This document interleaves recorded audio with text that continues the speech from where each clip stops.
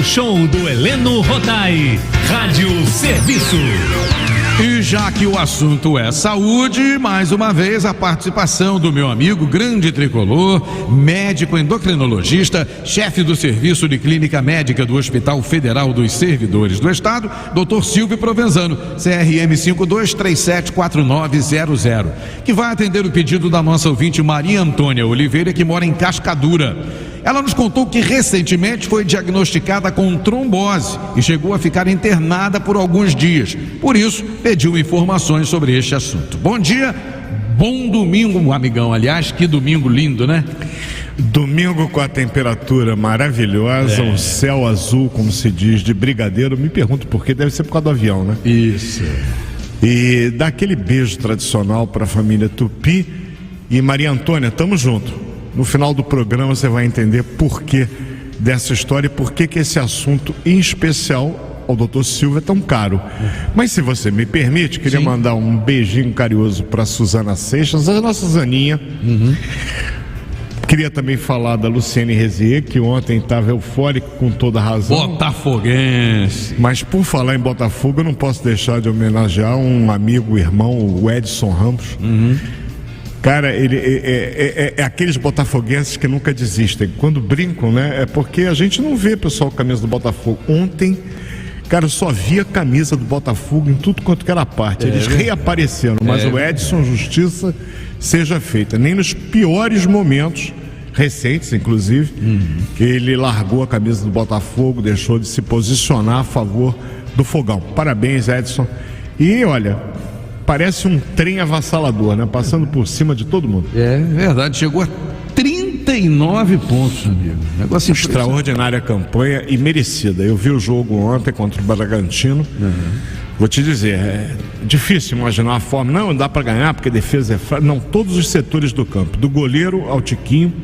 A gente só vê o Eduardo joga muito, aquele cara, e o Marlon Freitas, que no Fluminense não jogava nada, tá jogando muito. Tem aquele Adrielson, zagueiro Adrielson. Sim, fazendo companhia com o Vitor Cuesta, que é outro zagueiraço. E o goleiro, né? E a gente vai falar de trombose, estamos discutindo futebol. Daqui a pouco o Heraldo Leite vai nos dar um tapa. Silvio, vamos mudar o programa. Ele vai dar um cartão vermelho pra gente, vai falar, pô. Eu já tive o prazer e acho que isso é bom prenúncio de abraçar o Gerson, nosso canhota. Quando eu entrei no dia de Fla-Flu, abraçar o Gerson, bons prenúncios para nós, Eliano. Vamos ver, aguardemos. Então vamos lá, para começar, o que é trombose, doutor? Trombose é quando se forma um coágulo. Você sabe que quando a gente tem um machucado, uma ferida na mão, uma ferida no pé, cicatriza. Um dos mecanismos de cicatrização e de parar, cessar com a hemorragia é a formação de um coágulo local. Só que em determinadas situações, e a gente vai falar dos fatores de risco, das causas, eu posso ter a formação desse coágulo mesmo sem ter havido nenhuma hemorragia. Coágulo esse que pode ficar aderido à parede, seja de uma artéria, seja de uma veia. Aproveitar e explicar para a família Tupi, já que esse é o principal motivo de eu estar aqui. A artéria é todo vaso que leva o sangue do coração para a periferia. E veias são os vasos que têm uma estrutura obviamente diferente das artérias, mas que reconduzem o sangue de volta para o coração, não para o pulmão. Porque no pulmão ele vai ser oxigenado e do pulmão, sim, ele vai chegar no coração para poder ser jogado através de artérias para todo o corpo. Então já sabemos que a artéria é o que sai do coração para levar para a periferia e veia é o que vem da periferia de volta ao pulmão e dali para o coração. Certo. A veia leva sangue venoso, enquanto que o sangue leva sangue arterial. Mas eu posso ter trombose tanto no vaso arterial quanto no venoso, se bem que a trombose venosa é muito mais comum do que a trombose arterial. Trombose arterial, eu particularmente sempre penso no diabetes, que é uma área que eu vejo muito por motivos óbvios. Obesidade, tabagismo, tudo isso junto, trombose arterial é uma razão. E o quadro clínico é diferente da trombose venosa, que eu repito, é a condição mais comum, principalmente nas pernas. Trombose venosa pode ter no braço? Pode, mas é mais comum na perna. E a gente vai conversar um pouco sobre quais os sinais, os sintomas, os fatores de risco e tratamento. Falando em fatores de risco, o nosso ouvinte perguntou em relação à hereditariedade, né? Será que pode ser genético isso, doutor? É um dos fatores de risco. Se você tem no teu histórico familiar, seu pai, sua mãe, irmãos, que tiveram problema de trombose, abra o olho. Qual é a recomendação do Dr. Silvio? Procure um médico, conte essa história. Ele vai pedir uma série de exames, porque alguns casos de trombose, eles são hereditários. E a gente tem como prevenir evitando determinadas situações. Certo. Então, é um fator importante a genética, bem como outros. Hormônio também? Hormônio também, isso já é fator de risco. Uso de contraceptivo oral, reposição hormonal é um fator de risco. Isso evidentemente que é aliado a outros fatores. Ninguém vai fazer reposição hormonal. Eu repito, a reposição hormonal para as mulheres que podem fazer é um benefício incalculável. Só que existe sua limitação. Em alguns casos, a gente não consegue fazer, a gente vai ter que procurar alternativas, que nem sempre é fácil de achar, mas a gente tem que procurar. O que não pode é insistir com medicamento à base de estrogênio, que vai levar a uma outra trombose com consequências muitas vezes fatais. Porque a trombose venosa, em determinadas situações, ela pode levar ao óbito. Eu tenho uma história pessoal ocorrida eu posso falar porque eu estava no estúdio da Rádio Tupi. Eu lembro. Quando eu tive o meu caso, mas eu falo depois, para encerrar. Vamos começar agora falando das causas, né? Sim. Então, veja bem, se eu tenho um trombo, que é uma estrutura sólida, porém macia, pela velocidade do sangue, o sangue viaja dentro do nosso corpo a uma velocidade Ayrton Senna. Impressionante. Eventualmente, aquele sangue, ao passar pelo coágulo, como ele é mole, ele pode tirar algum fragmento desse coágulo e carregar consigo na corrente sanguínea. De volta para onde? No caso da trombose venosa profunda dos membros inferiores, que é a mais comum, como eu acabei de falar, para o pulmão. E aí reside toda a encrenca, porque esse coágulo chegando no pulmão, dependendo do diâmetro que ele tiver, ele vai obstruir a circulação no pulmão, provocando aquilo que no mediquês a gente chama de TEP, tromboembolismo pulmonar, que tem uma mortalidade fora do hospital de até 70%. Alto número, hein? Altíssimo. Quer dizer, o indivíduo muitas vezes morre, a morte súbita em casa, morre ao volante, ou até mesmo no hospital. E aquela dor aguda? É uma dor aguda. Eu vou contar exatamente como é que é essa dor, porque eu sei melhor do que ninguém. Sim. Mas de qualquer maneira, é um risco que a gente tem que evitar. Então, se você tem uma trombose venosa profunda, primeira medida, trate corretamente. Como é que você desconfia disso? Se eu tenho um trombo aderido à parede de um vaso na perna, essa perna vai doer. E bote dor nisso. Ela dói e incha ao mesmo tempo. E é engraçado que quando você olha para as pernas do indivíduo, a perna esquerda é 60% mais comum que na direita, por razões que eu não sei, ninguém sabe. Estatisticamente, é matemático. A perna esquerda é mais afetada. E eu olho para o sujeito, eu vejo a perna esquerda com 50% de volume a mais do que a direita. Isso já me chama a atenção, porque nós somos mais ou menos simétricos. Eu não tenho uma mama igual a outra, nem nunca vai ter. Mas ela não chega a uma ter 1,5 m e a outra a 50 centímetros. A perna, ela tem mais ou menos o mesmo diâmetro. Se eu olho para a perna e a olho nu, eu identifico, que mais que eu vou ter nessa perna? Ela está quente. Onde está o trombo, aquilo inflama. E o processo inflamatório, ele vem com queimação. Eu tenho uma manobra que o clínico deve fazer no próprio emergência, chamada sinal de Romas. Eu boto o indivíduo deitado e pego a ponta do pé dele e faço a antiversão. Eu jogo para cima. Entendi. Estendendo a ponta do pé. Amigo, o cara na mesma hora puxa a perna, porque dói onde está o trombo. Romas positivo. Eu tenho uma trombose venosa profunda, que eu tenho que, obviamente, confirmar com um exame chamado Doppler venoso. Certo. E aí eu identifico o trombo e começo imediatamente o tratamento pelo receio de algum fragmento poder vir a se desprender e chegar no pulmão, causando sim uma complicação que pode ser fatal. Então eu tenho dor local, eu tenho aumento da temperatura local, eu tenho a coloração meio que avermelhada, escura, às vezes até arroxeada, e a inchação, que é o que chama muito a atenção. Com esses sinais, procure imediatamente a UPA, meu amigo, minha amiga. E quais são os fatores de risco para a gente ter isso? Primeiro fator de risco: imobilidade prolongada. Amigo, eu fiz uma cirurgia ortopédica, não podia me mexer, fiquei no hospital semanas. O médico tem que tomar medidas para evitar que você faça uma trombose, porque eu acabei de citar a imobilidade prolongada como um importante fator de risco. E eu vou ficar deitado, sem me movimentar. Então eu posso, por exemplo, utilizar aquelas botas pneumáticas que já tem no hospital, na maioria dos hospitais, que o ar vai entrando e saindo, comprimindo a perna de baixo para cima, para ativar a circulação. Eu tenho que ter uma fisioterapia presente, 2, se possível 3 vezes ao dia, para mobilizar a circulação. E se eu não tiver fisioterapeuta, amigo, alguém massageia com vigor sua perna do tornozelo para cima, para ativar a circulação. Porque quando você fica com o sangue em estase, estagnado, parado, o trombo tem mais facilidade de vir a se formar. Então, imobilidade prolongada é um fator de risco, geralmente após cirurgias e internações prolongadas. Você sabe que eu tenho a chamada síndrome da classe econômica?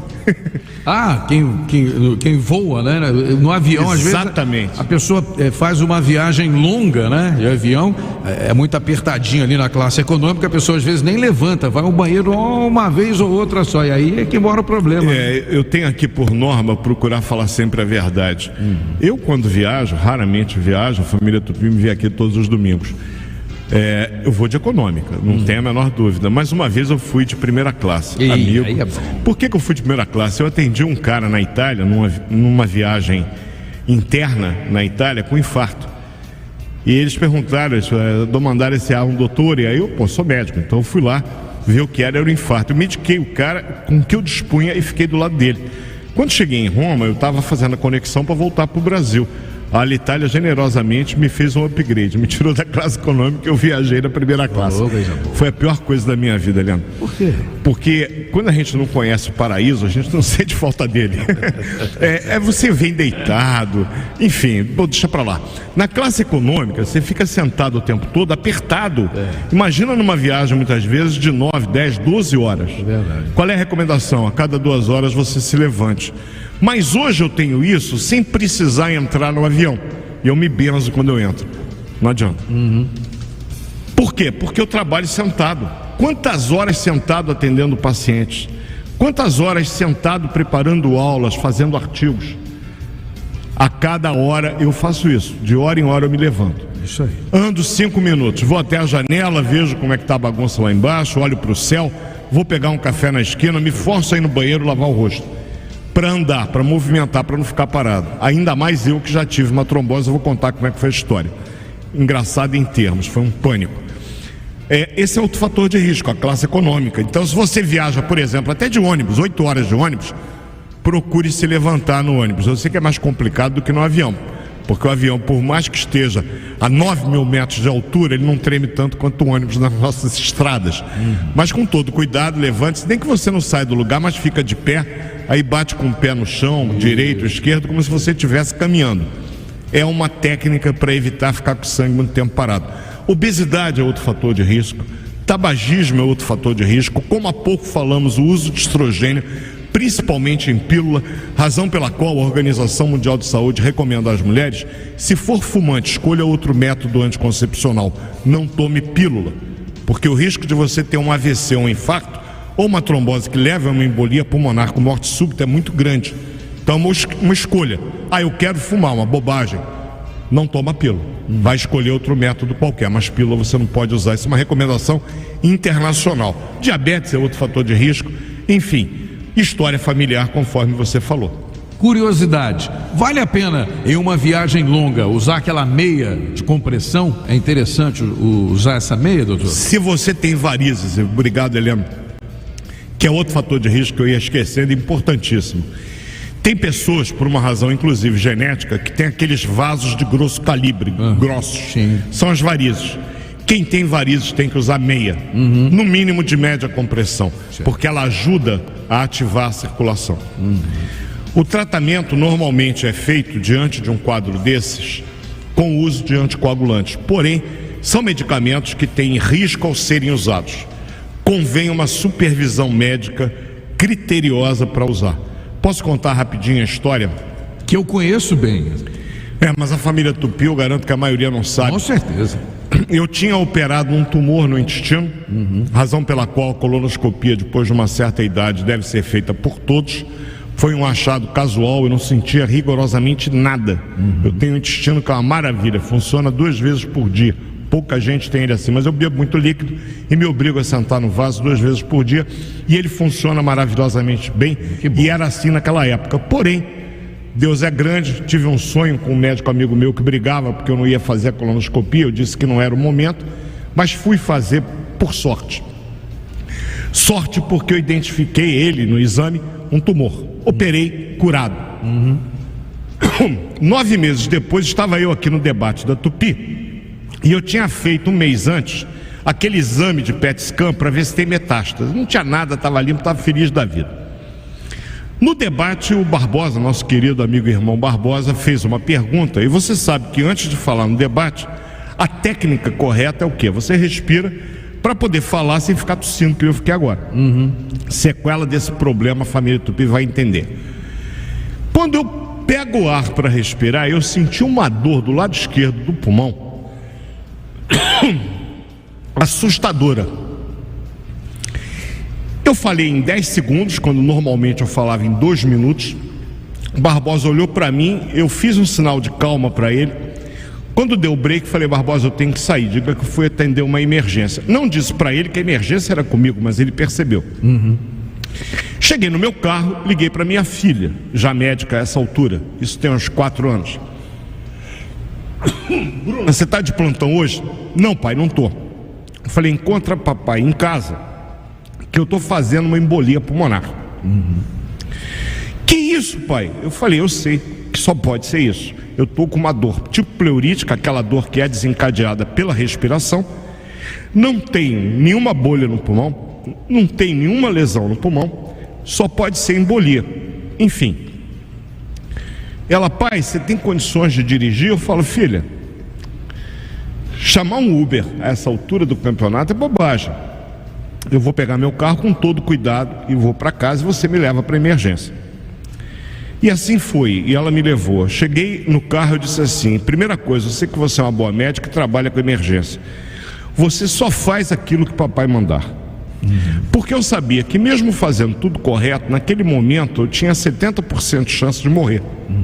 Estatisticamente falando. Imagine um filho carregar pela vida o fato de ter medicado o pai e o pai ter morrido. É duro. E eu falei isso para ela. Eu falei: a gente sabe disso, você sabe, eu sei. Então você vai fazer isso, isso e isso, ok? E ela fez. Graças a Deus eu estou aqui, sinal de que tudo correu bem. Eu, como sempre, tenho no Todo-Poderoso uma fonte de inspiração e fé, e ele me abraçou e permitiu que eu pudesse continuar toda semana com o serviço de saúde, cuidando dos meus doentes nos servidores. Fico até emocionado. Mas eu soube na época, fiquei realmente apavorado, né? Porque é uma dor que surge do nada. O senhor, que é médico, obviamente identificou, mas tem muita gente que sente isso aí, acha que é ar preso, ou algum mau jeito, alguma coisa, e não procura atendimento médico. É aí que morre um problema, né? A recomendação para a família Tupi é: se você, ao respirar, sentir uma dor como se fosse uma faca, um punhal dentro do pulmão que te impede de respirar, imediatamente você vai ficar, óbvio, com a respiração curta. Eu sempre brincava com meus residentes: o ser humano suporta até chifre, ainda mais quando ele não sabe, mas dor ele não suporta. A dor leva o indivíduo para a emergência às 2 da madrugada, e a dor que dá quando respira, ele para de respirar. Mas eu não vivo sem respirar, eu começo a respirar curtinho. Parece cansado, aquela respiração do cachorrinho cansado. É que o indivíduo fica com a embolia pulmonar, e eu estava assim. Como é que eu poderia discutir no debate alguma coisa respirando 40 vezes por minuto? Não tinha como. Então eu me levantei, saiu Barbosa, como sempre, o irmão generosamente tocou o debate sem a minha presença, e Deus, mais protetor ainda, permitiu que tudo saísse a contento. Fiquei uma semana no CTI. Saí do estúdio da rádio para o CTI. Eu lembro disso. Uma semana lá, até equilibrar a coagulação do sangue, fazer todos os exames, e na verdade chegou-se à seguinte conclusão: eu não tinha trombose na perna, não tinha nenhum outro fator de risco que não fosse o câncer que eu tinha operado. Então, indivíduos que operaram qualquer câncer, na próstata, na mama, no intestino, como eu, se tiver qualquer sinal de empastamento, a pele fica endurecida na perna, aumento de tamanho e dor, procure o médico. Você pode estar fazendo uma trombose e de repente pode acontecer como eu, que direto, sem a trombose na perna, fazia direto a embolia pulmonar.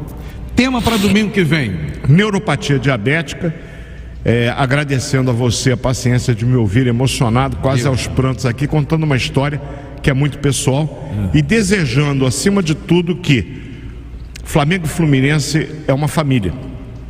Nasceram da gente, né? A nossa legalidade fez com que um grupo formasse o Flamengo. Que a disputa seja dentro de campo, que fora de campo haja harmonia, sem violência entre as torcidas. Bom domingo, até domingo que vem. Dr. Silvio Provenzano, um grande abraço, boa semana e até domingo.